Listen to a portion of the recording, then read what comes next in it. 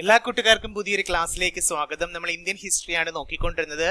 പുതിയ SCERT പാഠപുസ്തകത്തെ ആസ്പദമാക്കിയിട്ടുള്ള അതിന്റെ Indian ഹിസ്റ്ററിയിലെ Gandhiji നയിച്ച സമരങ്ങളെക്കുറിച്ചും അതിന്റെ അനുബന്ധ വസ്തുതകളെക്കുറിച്ചൊക്കെ നമ്മൾ മനസ്സിലാക്കി. ഇനി നമ്മള് ഗാന്ധി ഇർവിൻ ഉടമ്പടിയാണ് ഇന്നത്തെ ക്ലാസ്സിൽ ആദ്യമായിട്ട് നമ്മൾ പഠിക്കാനായിട്ട് പോകുന്നത്. നിയമലംഘന സമരത്തെക്കുറിച്ച് പഠിച്ചിരുന്നു. അപ്പോൾ ഈ പരിമിതമായ ചില അധികാരങ്ങളെങ്കിലും ഇന്ത്യക്കാർക്ക് നൽകേണ്ടി വരുമെന്ന് നിയമലംഘന സമരം ബ്രിട്ടീഷ് ഭരണകൂടത്തെ നന്നായി ബോധ്യപ്പെടുത്തുന്നുണ്ട്. അങ്ങനെ ഇതിന്റെ കൂടിയാലോചനകൾക്കായിട്ടാണ് വട്ടമേശ സമ്മേളനങ്ങൾ നടക്കുന്നത്. ഇമ്പോർട്ടന്റ് ആണ്. അത് നിയമലംഘന പ്രസ്ഥാനവുമായിട്ട് ബന്ധപ്പെട്ടാണ് വട്ടമേശ സമ്മേളനങ്ങൾ ലണ്ടനിൽ നടക്കുന്നത്. അപ്പോൾ ഇന്ത്യയിലെ ഭരണഘടനാ പരിഷ്കാരങ്ങളെ കുറിച്ച് ചർച്ച ചെയ്യുന്നതിനാണ് 1930 മുതൽ 1932 വരെയാണ് ലണ്ടനിൽ വെച്ച് ബ്രിട്ടീഷ് സർക്കാർ 3 വട്ടമേശ സമ്മേളനങ്ങൾ നടത്തുന്നത്. സൈമൺ കമ്മീഷൻ റിപ്പോർട്ടിന്റെ പശ്ചാത്തലത്തിലാണ്, ഓർത്തിരിക്കണം, സൈമൺ കമ്മീഷൻ റിപ്പോർട്ടിന്റെ പശ്ചാത്തലത്തിലാണ് ഈ വട്ടമേശ സമ്മേളനങ്ങൾ ലണ്ടനിൽ വെച്ച് നടക്കുന്നത്. ഇന്ത്യൻ നാഷണൽ കോൺഗ്രസ് 1930 നടന്ന ആദ്യ സമ്മേളനത്തില് പങ്കെടുക്കുന്നില്ല. ആദ്യത്തെ വട്ടമേശ സമ്മേളനത്തില് പങ്കെടുത്തില്ല.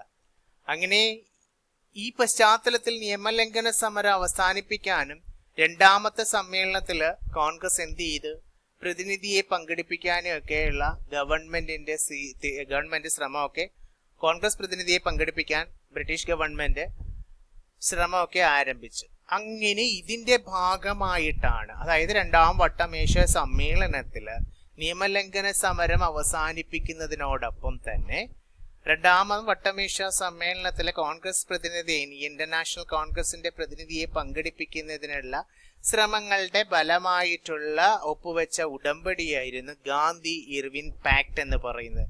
Gandhi Irwin pact. അങ്ങനെ ഈ ഗാന്ധി ഇർവിൻ പാക്ട് പ്രകാരം നിയമലംഘന സമരം നിർത്തിവെക്കുകയും ഗാന്ധിജി രണ്ടാമത്തെ വട്ടമേശ സമ്മേളനത്തിൽ പങ്കെടുക്കുകയും ചെയ്യുന്നു. എന്നാൽ രണ്ടാം വട്ടമേശ സമ്മേളനവും നിഷ്ഫലമായിട്ടാണ് അവസാനിക്കുന്നത്. മൂന്നാമത്തെ വട്ടമേശ സമ്മേളനവും കോൺഗ്രസ് എന്ത് ചെയ്തു? ബഹിഷ്കരിക്കുകയുണ്ടായി. അപ്പോൾ ഓർത്തിരിക്കണം, പ്രധാനപ്പെട്ട 3 വട്ടമേശ സമ്മേളനങ്ങളാണ്. ഒന്നാം വട്ടമേശ സമ്മേളനം 1930 നവംബർ മുതൽ 1931 ജനുവരി വരെയായിരുന്നു ലണ്ടനിൽ വെച്ച് നടന്നത്. ഇന്ത്യൻ നാഷണൽ കോൺഗ്രസ് ഈ സമ്മേളനത്തെ ബഹിഷ്കരിക്കുകയാണ് ചെയ്തത്.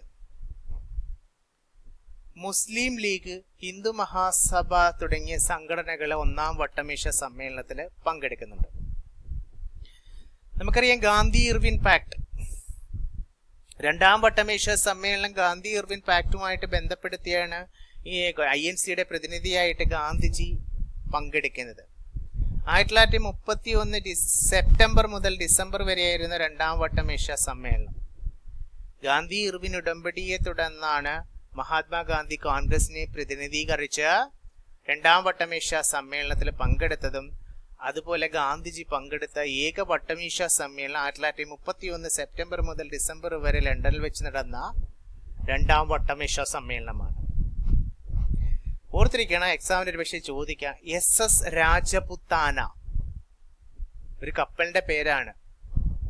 SS രാജപുത്താന എന്ന കപ്പലിലായിരുന്നു ഗാന്ധിജി രണ്ടാം വട്ടമേശ സമ്മേളനത്തിൽ പങ്കെടുക്കാൻ ലണ്ടനിലേക്ക് പോയത്. സാമുദായിക പ്രാതിനിധ്യത്തെ ചൊല്ലിയുള്ള തർക്കങ്ങൾ കാരണം രണ്ടാം വട്ടമേശ സമ്മേളനം പരാജയപ്പെടുകയാണ് ഉണ്ടായത്. അപ്പോൾ മൂന്നാം വട്ടമേശ സമ്മേളനം 1932, അടുത്ത വർഷം 32 നവംബർ മുതൽ ഡിസംബർ വരെ നടന്നു. ഇന്ത്യൻ നാഷണൽ കോൺഗ്രസ് മൂന്നാം വട്ടമേശ സമ്മേളനത്തിലും പങ്കെടുത്തില്ല. ആകെ ഇന്ത്യൻ നാഷണൽ കോൺഗ്രസ് പങ്കെടുത്ത രണ്ടാം വട്ടമേശ സമ്മേളനത്തിൽ മാത്രമാണ്. അത് ഗാന്ധിജിയായിരുന്നു പ്രതിനിധി. അപ്പോൾ ഈ സമ്മേളനത്തിലെ തീരുമാനങ്ങളാണ്, മൂന്നാം വട്ടമേശ സമ്മേളനത്തിലെ തീരുമാനങ്ങളാണ്, ഓർത്തിരിക്കണം, ഇമ്പോർട്ടന്റ് ആണ്. നമുക്കറിയാം 1935 ഗവൺമെന്റ് ഓഫ് ഇന്ത്യ ആക്ട്. അപ്പോൾ ഈ 1935 ഗവൺമെന്റ് ഓഫ് ഇന്ത്യ ആക്ടിനെ അടിസ്ഥാനമാക്കുന്നത് മൂന്നാം വട്ടമേശ സമ്മേളനത്തിലെ തീരുമാനങ്ങളാണ്. അപ്പോൾ ഓർത്തിരിക്കണം, 3 വട്ടമേശ സമ്മേളനങ്ങൾ നടന്നത് ലണ്ടനിലാണ്. ഇതിന്റെ മൂന്ന് വട്ടമേശ സമ്മേളനങ്ങളുടെയും അധ്യക്ഷൻ ഇമ്പോർട്ടന്റ് ആണ്, എക്സാമിന് ചോദിക്കാം. ബ്രിട്ടീഷ് പ്രധാനമന്ത്രിയായിരുന്ന റാംസെ മാക്ഡൊണാൾഡ് ആയിരുന്നു. ആര്? Ramsey MacDonald. ഇതിലെല്ലാ സമ്മേളനങ്ങളിലും, മൂന്ന് വട്ടമേശ സമ്മേളനങ്ങളിലും പങ്കെടുത്തവർ അറിഞ്ഞിരിക്കണം. ഒന്ന് നമ്മുടെ ഭരണഘടനാ ശില്പിയായ ഡോക്ടർ ബി ആർ അംബേദ്കർ. INCയെ പ്രതിനിധീകരിച്ച് ഒന്നിലും മൂന്നിലും ആരും പങ്കെടുത്തില്ലെന്നാണ് പറഞ്ഞത്. എന്നാൽ എല്ലാ സമ്മേളനങ്ങളിലും പ്രതിനിധീകരിച്ചത് ഡോക്ടർ ബി ആർ അംബേദ്കർ. അതുപോലെ തന്നെ തേജ് ബഹാദൂർ സപ്രു. ഈ രണ്ട് പേര് ഓർത്തിരിക്കണം. ബി ആർ അംബേദ്കറും അതുപോലെ തന്നെ തേജ് ബഹാദൂർ സപ്രു, ഇവർ രണ്ടുപേരുമായിരുന്നു മൂന്ന് വട്ടമേശ സമ്മേളനങ്ങളിലും പങ്കെടുത്തത്. അതുപോലെ തന്നെ സ്ത്രീ പ്രതിനിധിയായിട്ട് സരോജിനി നായിഡു രണ്ടാം വട്ടമേശ സമ്മേളനത്തില് ഇന്ത്യൻ സ്ത്രീകളെ പ്രതിനിധീകരിച്ച് പങ്കെടുത്തു. ഇനി നിങ്ങൾ കേട്ടിട്ടുണ്ടാവും, ഈ സമ്മേളനങ്ങളെ തുടർന്നാണ് 1935 പൂന കരാർ. കേട്ടിട്ടുണ്ടോ? പൂന ഉടമ്പടി. ഇത് എക്സാമിന് ചോദിച്ചിട്ടുണ്ട്. പൂന കരാർ, പൂന പാക്ട് എന്ന് പറയുന്നത് 1932 അതിനുശേഷം 1935 ഗവൺമെന്റ് ഓഫ് ഇന്ത്യ ആക്ട് എന്ന് പറയുന്നു. അപ്പോൾ ഈ പൂന പാക്ട് രണ്ടാം വട്ടമേശ സമ്മേളനത്തിന് ശേഷം ബ്രിട്ടീഷ് പ്രധാനമന്ത്രി റാംസെ മാക്ഡൊണാൾഡ് കമ്മ്യൂണൽ അവാർഡ് പ്രഖ്യാപിക്കുന്നുണ്ട്. കമ്മ്യൂണൽ അവാർഡ് 1932 രണ്ടാം വട്ടമേശ സമ്മേളനം നവംബർ മുതൽ ഡിസംബർ വരെ നടന്നു പറഞ്ഞു. ഇത് ദളിതർക്ക് പ്രത്യേക മണ്ഡലങ്ങൾ അനുവദിക്കുന്നതിനായിരുന്നു. ഇതിനെതിരെ മഹാത്മാഗാന്ധി എന്ത് ചെയ്തു? എക്സാമിന് ചോദിക്കാം. യർവാദ ജയിലിൽ വെച്ച് നിരാഹാര സമരമൊക്കെ ആരംഭിക്കുന്നുണ്ട്. ഈ കരാർ ഒപ്പിട്ടത്, പൂന പാക്ടിൽ ഒപ്പിട്ടത് എക്സാമിന് ചോദിച്ചിട്ടുണ്ട്. 1932 സെപ്റ്റംബർ 24 പൂനെയിലെ യർവാദ ജയിലിൽ വെച്ചിട്ടാണ് കരാറിൽ ഒപ്പിടുന്നത്. ആരൊക്കെ തമ്മിലാണെന്ന് ചോദിച്ചു കഴിഞ്ഞാൽ മഹാത്മാഗാന്ധിയും ഡോക്ടർ ബി ആർ അംബേദ്കറും തമ്മിൽ. പക്ഷെ മഹാത്മാഗാന്ധിക്ക് വേണ്ടി ഒപ്പിട്ടത് മദൻ മോഹൻ മാളവ്യയാണ്. ഗാന്ധി ജയിലിലാണല്ലോ. യർവാദ ജയിൽ വെച്ചിട്ട് മഹാത്മാഗാന്ധിയും ഡോക്ടർ ബി ആർ അംബേദ്കറും തമ്മിലാണ് പൂന പാക്ടിൽ ഒപ്പിടുന്ന 1932 സെപ്റ്റംബർ 24. യർവാദ ജയിൽ ഗാന്ധിജിക്ക് വേണ്ടി മദൻ മോഹൻ മാളവ്യ ഒപ്പിട്ടു. അങ്ങനെ ഈ പൂന പാക്ടിന്റെ ഫലമായിട്ടാണ് ദളിതർക്ക് പ്രത്യേക മണ്ഡലങ്ങൾ എന്ന ആവശ്യം ഉപേക്ഷിക്കുകയും പകരം പൊതുമണ്ഡലങ്ങളിൽ അവർക്ക് കൂടുതൽ സീറ്റ് സംവരണം ചെയ്യുകയും ചെയ്തു. അത് കഴിഞ്ഞിട്ടാണ് നമുക്കറിയാം government of India act 1935 government of India act. മൂന്ന് വട്ടമേശ സമ്മേളനങ്ങളുടെയും ചർച്ചകളുടെയും അടിസ്ഥാനത്തിൽ ബ്രിട്ടീഷ് പാർലമെന്റ് പാസാക്കിയ നിയമമാണ് 1935 government of India act. Indian ഭരണഘടനയുടെ വലിയ ഒരു ഭാഗവും അതിനുശേഷമുള്ള നമ്മുടെ ഇന്ത്യൻ കോൺസ്റ്റിറ്റ്യൂഷന്റെ വലിയൊരു ഭാഗവും ഗവൺമെന്റ് ഓഫ് ഇന്ത്യ ആക്ടിനെ ആസ്പദമാക്കിയിട്ടാണ്. അപ്പോൾ ഈ 1935 ഗവൺമെന്റ് ഓഫ് ഇന്ത്യ ആക്ടിൽ പ്രതിപാദിച്ചിരുന്നത് ഫെഡറൽ സംവിധാനത്തെക്കുറിച്ചും പ്രവിശ്യ സ്വയംഭരണത്തെക്കുറിച്ചും റിസർവ് ബാങ്കിനെ കുറിച്ചും ഫെഡറൽ കോടതികളെ കുറിച്ച് ഇമ്പോർട്ടന്റ് ആയിട്ട് അതിനകത്ത് ഒരെണ്ണമുണ്ട്, നമ്മുടെ ബർമയെ, അതായത് മ്യാൻമാറിനെ ഇന്ത്യയിൽ നിന്ന് വേർപെടുത്തിയത്. അപ്പോൾ ഫെഡറൽ സംവിധാനം, ഇന്ത്യയിൽ ഒരു ഫെഡറൽ ഗവൺമെന്റ് സ്ഥാപിക്കാൻ നിർദ്ദേശിച്ചത് 1935 ഗവൺമെന്റ് ഓഫ് ഇന്ത്യ ആക്ട് ആണ്. അതായത് അതുപോലെ തന്നെ പ്രൊവിൻസസില്, സംസ്ഥാനങ്ങളിൽ ഇരട്ട ഭരണം അവസാനിപ്പിക്കാനും സ്വയംഭരണം നൽകാൻ ശുപാർശ ചെയ്തതും 1935 ഗവൺമെന്റ് ഓഫ് ഇന്ത്യ ആക്ട്. പ്രവിശ്യ സ്വയംഭരണം നടത്തുന്നത് 1935 ഗവൺമെന്റ് ഓഫ് ഇന്ത്യ ആക്ട് ആണ്. അതുപോലെ ഇന്ത്യയുടെ സാമ്പത്തിക കാര്യങ്ങൾ നിയന്ത്രിക്കാൻ റിസർവ് ബാങ്ക് സ്ഥാപിക്കാൻ, RBI സ്ഥാപിക്കാൻ തീരുമാനിച്ചതും 1935 ഗവൺമെന്റ് ഓഫ് ഇന്ത്യ ആക്ട് പ്രകാരമാണ്. ദില്ലിയിൽ ഒരു ഫെഡറൽ കോടതി സ്ഥാപിക്കുന്നതും 1935 ഗവൺമെന്റ് ഓഫ് ഇന്ത്യ ആക്ട് പ്രകാരമാണ്. ഇന്നത്തെ സുപ്രീം കോടതിയുടെ മുൻഗാമിയായ ഫെഡറൽ കോടതി. അതുപോലെ തന്നെ 1937 ഇന്നത്തെ മ്യാൻമാറായ അന്ന് ഇന്ത്യയുടെ ഭാഗമായ ബർമയെ ഇന്ത്യയിൽ നിന്ന് വേർപെടുത്തിയതും 1935 ഗവൺമെന്റ് ഓഫ് ഇന്ത്യ ആക്ട് പ്രകാരമാണ്. ഇത്രയും കാര്യങ്ങൾ ഇതുമായിട്ട് ബന്ധപ്പെട്ട് അറിഞ്ഞിരിക്കണം, ഇമ്പോർട്ടന്റ് ആണ് ഇതൊക്കെ. അതൊക്കെ വട്ടമേശ സമ്മേളനത്തോടനുബന്ധിച്ച് നടന്നതാണ് ഗവൺമെന്റ് ഓഫ് ഇന്ത്യ ആക്ട്. രണ്ടാം വട്ടമേശ സമ്മേളനത്തിനിടയ്ക്കാണ് പൂന പാക്ട് ഉടമ്പടി നടക്കുന്നത്. അപ്പോൾ സ്വാതന്ത്ര്യം എന്ന ലക്ഷ്യത്തിലേക്ക് എത്താൻ കോൺഗ്രസിന്റെയും മഹാത്മാഗാന്ധിയുടെയും നേതൃത്വത്തിൽ നടന്ന സമര രീതികൾക്കൊപ്പം വ്യത്യസ്തമായ മറ്റു പല മാർഗങ്ങളും പലരും സ്വീകരിച്ചു എന്നറിയാം. നമുക്കറിയാം ഗാന്ധിജി അഹിംസാ മാർഗമായിരുന്നു സ്വീകരിച്ചിരുന്നത്. എന്നാൽ ചിലർ വിപ്ലവത്തിന്റെ വഴിയേക്ക് സ്വീകരിച്ചിരുന്നു. ആ വിപ്ലവത്തിന്റെ വഴി സ്വീകരിച്ചവരിൽ പ്രധാനികള് യുവാക്കളായിരുന്നു. നമുക്കറിയാം റഷ്യൻ വിപ്ലവത്തെ കുറിച്ചൊക്കെ നമ്മൾ പഠിച്ചിട്ടുണ്ട്. റഷ്യൻ വിപ്ലവത്തിന്റെ വിജയവും നിസ്സഹരണ സമരം പാതി വഴിയിൽ അവസാനിപ്പിച്ചതുമാണ് വിപ്ലവത്തിന്റെ പാതയിലേക്ക് യുവാക്കളെ നയിക്കുന്നത്. ഓർത്തിരിക്കണം, എക്സാമിന് ചോദിക്കാം. 1924 ഹിന്ദുസ്ഥാൻ റിപ്പബ്ലിക്കൻ അസോസിയേഷൻ HRA എന്ന വിപ്ലവ സംഘടന ഇന്ത്യയിൽ രൂപം കൊള്ളുന്നുണ്ട് 1924. വിപ്ലവ പ്രവർത്തനങ്ങൾക്ക് പണം കണ്ടെത്താൻ വേണ്ടി ഉത്തർപ്രദേശിലെ കക്കോരിയിൽ വെച്ച്, കക്കോരി ട്രെയിൻ അറിയാമല്ലോ, കക്കോരിയിൽ വെച്ച് റെയിൽവേയുടെ പണം കൈക്കലാക്കാൻ വിപ്ലവകാരികൾ ശ്രമിക്കുകയും അങ്ങനെ ഏതാനും പേര് പിടിയിലാവുകയൊക്കെ ചെയ്യുന്നുണ്ട്. അപ്പോൾ ഈ കക്കോരി സംഭവത്തെ തുടർന്ന് നേരിട്ട വിപ്ലവ പ്രവർത്തനങ്ങൾ വീണ്ടും ശക്തമായത് ഭഗത് സിംഗിന്റെ നേതൃത്വത്തിലാണ്. 1928 ഭഗത് സിംഗും കൂട്ടരും, എക്സാമിന് ചോദിക്കാം, ഹിന്ദുസ്ഥാൻ സോഷ്യലിസ്റ്റ് റിപ്പബ്ലിക്കൻ അസോസിയേഷൻ, മറ്റേത് HRA ആയിരുന്നു, ഹിന്ദുസ്ഥാൻ റിപ്പബ്ലിക്കൻ അസോസിയേഷൻ അല്ലെ. 1924 ഹിന്ദുസ്ഥാൻ റിപ്പബ്ലിക്കൻ അസോസിയേഷൻ ആയിരുന്നു. അപ്പൊ ഇവിടെ 1928 ഭഗത് സിംഗിന്റെ നേതൃത്വത്തിൽ ഹിന്ദുസ്ഥാൻ സോഷ്യലിസ്റ്റ് റിപ്പബ്ലിക്കൻ അസോസിയേഷൻ രൂപീകരിക്കുന്നുണ്ട്. അതില് ഭഗത് സിംഗിന്റെ നേതൃത്വത്തിൽ വിപ്ലവകാരികൾ നടത്തിയ പ്രധാന പ്രവൃത്തികൾ അറിഞ്ഞിരിക്കണം. ലാലാ ലജ്പത് റായിയുടെ മരണത്തിലേക്ക് നയിച്ച ലാത്തിചാർജ് ഉണ്ട്. ആ ലാത്തിചാർജിൽ പങ്കാളിയായ പോലീസ് ഉദ്യോഗസ്ഥനെ വെടിവെച്ച് കൊല്ലുന്നുണ്ട്. ഓക്കെ, അതുപോലെ തന്നെ നമ്മൾ അറിഞ്ഞിരിക്കണം, ഇവിടെ കക്കൂരി സംഭവം, നമ്മൾ ആ കക്കൂരിയിലെ തീവണ്ടിയിലെ കാര്യം പറഞ്ഞു അല്ലെ, വിപ്ലവകാരികൾ 1924. ആയുധങ്ങൾ വാങ്ങാൻ പണം കണ്ടെത്താനായി ഓർത്തിരിക്കണം, 1925 ഓഗസ്റ്റ് 9 വിപ്ലവകാരികൾ ഉത്തർപ്രദേശിലെ ലക്നൌവിനടുത്തുള്ള കക്കൂരിയിൽ വെച്ച് 8 ഡൗൺ ട്രെയിൻ തടഞ്ഞ് റെയിൽവേയുടെ പണം കൈക്കലാക്കുന്നത് 1925 ഓഗസ്റ്റ് 9.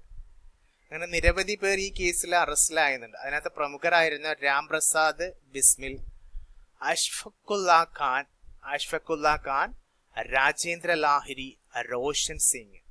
അപ്പോൾ ഇവർക്ക് ഈ കേസിൽ വധശിക്ഷയൊക്കെ നൽകുന്നുണ്ട്. ഓർത്തിരിക്കണം, കക്കോരി ട്രെയിൻ കൊള്ളയുമായി ബന്ധപ്പെട്ട് രാംപ്രസാദ് ബിസ്മിൽ, അഷ്ഫഖുല്ല ഖാൻ, രാജേന്ദ്ര ലാഹിരി, റോഷൻ സിംഗ് എന്നിവരെയാണ് വധശിക്ഷയ്ക്ക് വിധിക്കുന്നത്. 4 പേരെയും ആൻഡമാൻ ദ്വീപിലേക്ക് നാടുകടത്തുകയും 17 പേർക്ക് കക്കോരി ട്രെയിൻ കൊള്ളയുമായി ബന്ധപ്പെട്ട് തടവ് ശിക്ഷയ്ക്ക് ലഭിക്കുന്നു. ഇനി ഭഗത് സിംഗിനെ കുറിച്ച് അവിടെ 1931 യുവ രാഷ്ട്രീയ പ്രവർത്തനങ്ങൾക്കുള്ള സന്ദേശങ്ങളിൽ ഭഗത് സിംഗ് പറയുന്നുണ്ട്, ബലത്തിൽ ഞാനൊരു തീവ്രവാദിയായാണ് പ്രവർത്തിച്ചത്, എന്നാൽ ഞാനൊരു ഭീകരവാദിയല്ല. ഞാനൊരു തീവ്രവാദിയാണ്, പക്ഷെ ഞാനൊരു ഭീകരവാദിയല്ല. എനിക്ക് സമാഹരിക്കാവുന്ന മുഴുവൻ ശക്തിയും എടുത്ത് ഞാൻ പ്രഖ്യാപിക്കുന്നു, ഞാനൊരു ഭീകര പ്രവർത്തകനല്ല. ഒരു പക്ഷേ എൻ്റെ രാഷ്ട്രീയ പ്രവർത്തനത്തിന്റെ തുടക്കത്തിൽ കുറച്ചു നാൾ ഒഴിച്ച് ഞാൻ അങ്ങനെ ആയിരുന്നിട്ടില്ല. അത്തരം രീതികളിലൂടെ നമുക്കൊരു നേട്ടവും കൈവരിക്കാനില്ലെന്ന് എനിക്ക് ഉറപ്പുണ്ട്. ഇങ്ങനെ പ്രഖ്യാപിച്ചത് ഭഗത് സിംഗ് ആണ്. മതവർഗീയ ദേശീയ പ്രസ്ഥാനത്തിനും രാഷ്ട്രത്തിനും നേരെ ഉയർത്തുന്ന അപകടങ്ങളെ പറ്റിയും ഭഗത് സിംഗ് ബോധവാനായിരുന്നു. കോളനിവൽക്കരണം പോലെ തന്നെ അപകടമാണ് മതവർഗീയതയെന്ന് ഓർമ്മിപ്പിച്ച യുവ വിപ്ലവകാരിയായിരുന്നു ഭഗത് സിംഗ്. അതുകൂടി അറിഞ്ഞിരിക്കണം. ഇനി അതുപോലെ തന്നെ നമുക്കറിയാം 1917 റഷ്യൻ വിപ്ലവത്തിലെ വിജയം. ആ സമയത്ത് സോഷ്യലിസ്റ്റ് ആശയങ്ങളുടെ പ്രചാരണം കോൺഗ്രസ് സോഷ്യലിസ്റ്റ് പാർട്ടിയുടെ CSPയുടെ രൂപീകരണത്തിലേക്ക് നയിക്കുന്നുണ്ട്. കോൺഗ്രസിനുള്ളിൽ തന്നെയുള്ള സോഷ്യലിസ്റ്റ് ആശയങ്ങളോട് ആഭിമുഖ്യമുള്ളവർ ചേർന്നായിരുന്നു കോൺഗ്രസ് സോഷ്യലിസ്റ്റ് പാർട്ടി CSP. ഇതിൽ നിന്ന് പ്രചോദനം ഉൾക്കൊണ്ടാണ് 1917 റഷ്യൻ വിപ്ലവത്തിൽ നിന്ന് പ്രചോദനം ഉൾക്കൊണ്ടത്. ഈ CSPയുടെ ആദ്യത്തെ സെക്രട്ടറി ഓർത്തിരിക്കണം ജയപ്രകാശ് നാരായണൻ ആയിരുന്നു. മുതലാളിത്തത്തെയും ജന്മിത്വത്തെയും എതിർത്തൊരു സോഷ്യലിസ്റ്റ് സമൂഹം സ്ഥാപിക്കുകയായിരുന്നു കോൺഗ്രസ് സോഷ്യലിസ്റ്റ് പാർട്ടിയുടെ ലക്ഷ്യം തന്നെ. കർഷകരെയും തൊഴിലാളികളെയും സംഘടിപ്പിച്ചുകൊണ്ട് അവരെന്ത് ചെയ്തു? അവരുടെ പ്രശ്നങ്ങൾ ചർച്ചയാക്കാൻ കോൺഗ്രസ് സോഷ്യലിസ്റ്റ് പാർട്ടിക്കൊക്കെ കഴിഞ്ഞു. ഇനി ഈ CSPയുടെ രൂപീകരണം മുതൽ കോൺഗ്രസ് സോഷ്യലിസ്റ്റ് പാർട്ടി 1817 റഷ്യൻ വിപ്ലവത്തോട് കൂടി ചേർന്ന് ഇന്ത്യയിൽ രൂപീകരണം ആരംഭിക്കുന്നു എന്ന് നമ്മൾ പറഞ്ഞു. അതിന് നേതൃത്വം അതിന്റെ ആദ്യത്തെ സെക്രട്ടറി ജയപ്രകാശ് നാരായണ ആയിരുന്നു നമ്മൾ പഠിച്ചു. അതിനോടൊപ്പം ചേർന്നിട്ട് അതിന്റെ രൂപീകരണം മുതൽ പ്രവർത്തനങ്ങളിൽ സജീവമായിരുന്ന ഒരു വനിതയുണ്ട്, ഓർത്തിരിക്കണം, കമലാദേവി ചതോപാധ്യായ. എക്സാമിന് ചോദിക്കാം. CSPയുടെ കോൺഗ്രസ് സോഷ്യലിസ്റ്റ് പാർട്ടിയുടെ അധ്യക്ഷയായി പ്രവർത്തിച്ചിരുന്ന വനിതയാണ് കമലാദേവി ചതോപാധ്യായ. അപ്പോൾ CSPയുടെ അധ്യക്ഷയായി പ്രവർത്തിച്ചവര് നിയമലംഘന സമരകാലത്തും ക്വിറ്റ് ഇന്ത്യ കാലത്തൊക്കെ അറസ്റ്റിലാവുകയും ജയിൽ കഴിയുകയും ഉണ്ടായി. 1944 മുംബൈയിൽ നടന്ന വനിതാ സമ്മേളനത്തിൽ നടത്തിയ പ്രസംഗത്തിൽ കമലാദേവി ചതോപാധ്യായ പറയുന്ന വാക്കുകളൊന്ന് അറിഞ്ഞിരിക്കണം. മേക്കേഴ്സ് ഓഫ് മോഡേൺ ഇന്ത്യ എന്ന് പറയുന്ന രാമചന്ദ്ര ഗുഹയുടെ പുസ്തകത്തിൽ അതിനെക്കുറിച്ച് പ്രതിപാദിക്കുന്നുണ്ട്. രാമചന്ദ്ര ഗുഹയുടെ മേക്കേഴ്സ് ഓഫ് മോഡേൺ ഇന്ത്യ. സ്ത്രീകളെ പുരുഷന്മാർക്കെതിരെ പോരാടിപ്പിക്കുകയോ സ്ത്രീകൾ പുരുഷന്മാരെ അനുകരിക്കുകയോ അല്ല വനിതാ പ്രസ്ഥാനത്തിന്റെ ലക്ഷ്യം. സ്വന്തം കഴിവുകളെക്കുറിച്ചും ചുമതലകളെക്കുറിച്ചും വനിതകളിൽ അവബോധം സൃഷ്ടിക്കുക, മറ്റു ലിംഗങ്ങളിൽപ്പെട്ടവരോട് ആദരവ് ഉണ്ടാക്കിയെടുക്കുക എന്നിവയാണ് അതിന്റെ ലക്ഷ്യങ്ങൾ എന്ന് പറഞ്ഞത് കമലാദേവി ചതോപാധ്യായ. അപ്പോൾ 1944 മുംബൈയിൽ നടന്ന വനിതാ സമ്മേളനത്തിൽ നടത്തിയ പ്രസംഗത്തിലാണ് CSPയുടെ കോൺഗ്രസ് സോഷ്യലിസ്റ്റ് പാർട്ടിയുടെ പ്രവർത്തനങ്ങളിൽ സജീവ പങ്കാളിത്തം വഹിച്ച അതിന്റെ അധ്യക്ഷയായിരുന്ന കമലാദേവി ചതോപാധ്യായ പറഞ്ഞത് സ്ത്രീകളെ പുരുഷന്മാർക്കെതിരെ പോരടിപ്പിക്കുകയോ സ്ത്രീകൾ പുരുഷന്മാരെ അനുകരിക്കുകയല്ല വനിതാ പ്രസ്ഥാനത്തിന്റെ ലക്ഷ്യം. സ്വന്തം കഴിവുകളെക്കുറിച്ചും ചുമതലകളെക്കുറിച്ചും വനിതകളിൽ അവബോധം സൃഷ്ടിക്കുക എന്നുള്ളതാണ്. അതുപോലെ തന്നെ മറ്റ് ലിംഗവിഭാഗങ്ങളിൽപ്പെട്ടവരോട് ആദരവ് ഉണ്ടാക്കിയെടുക്കുക എന്നിവയാണ് ലക്ഷ്യമെന്നാണ് ആര് പറഞ്ഞത്? ഇത് രാമചന്ദ്ര ഗുഹയുടെ മേക്കേഴ്സ് ഓഫ് മോഡേൺ ഇന്ത്യയിലെ കമലാദേവി ചതോപാധ്യായയുടെ ഈ പ്രസംഗത്തെക്കുറിച്ച് കോട്ട് ചെയ്യുന്നുണ്ട്. അപ്പോൾ കൂട്ടുകാരെ, നമ്മൾ 10ാം ക്ലാസ്സിലെ പുതിയ പാഠപുസ്തകത്തെ ആസ്പദമാക്കിയിട്ടുള്ള ഇന്ത്യൻ ഹിസ്റ്ററിയുമാണ് പഠിച്ചുകൊണ്ടിരിക്കുന്നത്. ഇതിന്റെ തുടർ ക്ലാസ് ഉണ്ടാവും. നിങ്ങൾക്ക് ഇനിയുള്ള എക്സാമിനേഷൻ എല്ലാം ഇത് പ്രയോജനം ചെയ്യും.